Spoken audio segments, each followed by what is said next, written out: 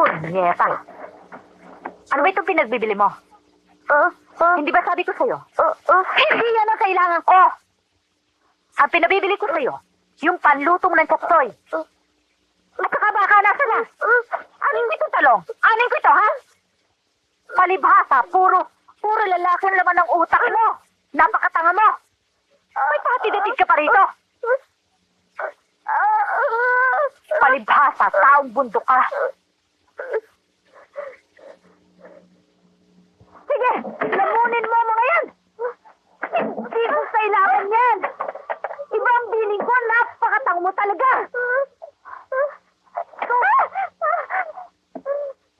Napakalantin mo.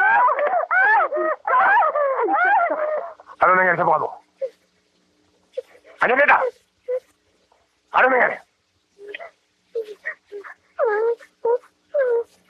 Siya pa ba? Bakit?